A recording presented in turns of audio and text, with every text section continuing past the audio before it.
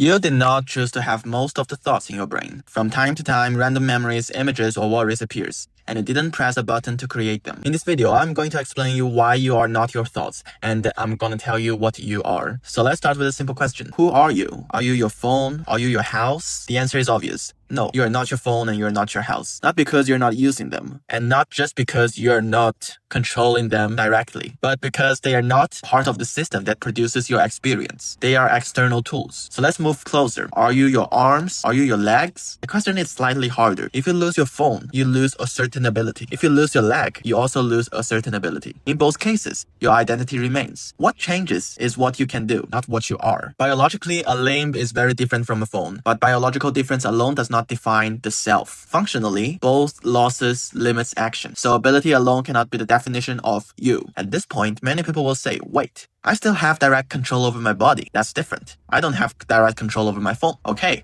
then let's slow down and ask, what does direct control actually means? You control your phone by first controlling your hand. That is indirect. But how do you control your hand? Your brain sends an electrical signal through nerves, which cause muscle to move. Is that fundamentally different, or is it still signal triggering reaction? So, control alone is not enough to decide what counts as you. Now, consider another difference. You can feel your body. You feel pain in your leg. But think carefully. Is this your leg that is experiencing the pain, or is it you who experiences the pain? The leg generates a signal, but the experience of pain exists only in awareness. The leg is a part of the chain, but it is not the owner of the experience. So maybe the body itself is not fully what you are either. At this point, some guy might jump out with the conclusion of, so I am my brain because I am feeling the pain in my brain and I am doing all the actions directly in my brain. Not quite. You are not identical to your entire brain. Most of what your brain does is automatic and outside of your control. Your heartbeat, your reflexes, your emotional reaction, random thoughts appearing in your brain. You did not choose most of these. So what are you? You are the self-aware part of the system. The part that notices thoughts. The part that evaluates them. The part that can reflect on itself. You are not the whole machine. You are a subsystem inside it. A layer of awareness that observes the rest of the brain and sometimes influences it. It is the part of the system that knows it exists and can look at itself and often believes that it is in control of much more things than it does. In this video, I'll show you what exactly can you and can't you do and what is you fundamentally. If there is more doubts about why you are not the entirety of your brain, try meditation and it will get very clear. You sit down, close your eyes, and focus on your breath. You try to think about nothing at all. And then, boom, a random memory, an image, or a word pops into your brain. You didn't plan to have that. It just appears. But there's the key. You're noticing. You are observing a thought appearing on its own in your brain. As if it's an external action. As if someone created the thought. It might be hard to notice it in everyday life because your mind is always busy. But when you try to focus on one thing or nothing at all, you suddenly realize these thoughts are not coming from you. You can sense it. You are aware of the thoughts as it arises. You are not generating it actively. You are simply seeing it pop up.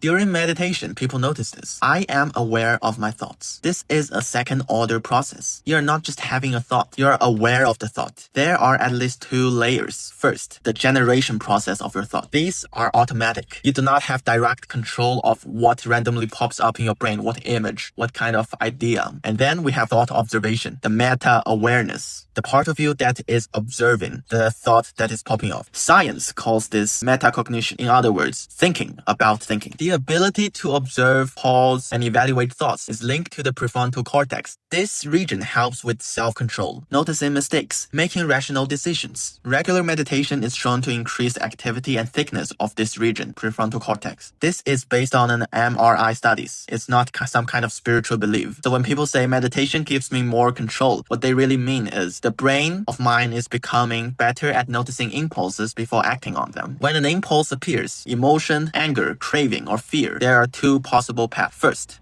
you will just act immediately after the impulse with no pause, with no awareness. Basically, it's like a reflex. And second, you can notice the impulse that you have within you that pops up in your brain. And then you can do your evaluation. And then you can decide whether to act or not, or what kind of action do I need. Meditation helps create a delay, not by stopping the thoughts, but by making them visible. Once a thought is visible, it becomes optional. You can choose whether to act on it. And that is the fundamental of self-control. Wait, Sam, you're saying that that I have no control. I have zero control. I literally just choose to think about subscribing to this wonderful channel. And this is not something that pops randomly, right? This ain't something that pops up randomly. Yes, sir, you're right. And subscribing is a great choice. Thoughts are automatic, but you can choose the direction of your thinking. For example, you can decide to think about a problem. You can decide to think about a plan. You can decide to think about a memory, and you make those decisions based on what signals do you have in your brain, your emotions that pops up, your pain, your fear, or your cravings. Based on all these informations, you can set up a plan for your thoughts. You cannot control exactly which thought pops up though. Think of it like this. You can decide to think about a pink volley bear. You choose the topic pink volley bear, but whenever you actually think about it, you don't really control that goofy pink volley bear that appears in your brain. It appears automatically. All that you have done is you tell your brain to generate a certain image, but you cannot tell exactly what is it going to appear in your brain. Your brain generates the content. You generate the direction. You are not your thoughts, but you are not powerless. The more you notice your thought, the more control you gain. Don't treat your thought like a part of you. It is more of a pet that you can train over time so that whenever you point out a direction, it goes there in a faster speed and in a more accurate way. Not by stopping your mind, but by understanding how your mind actually works. Self-control comes from noticing thoughts early, evaluating them, and act selectively. Your brain is automatic, but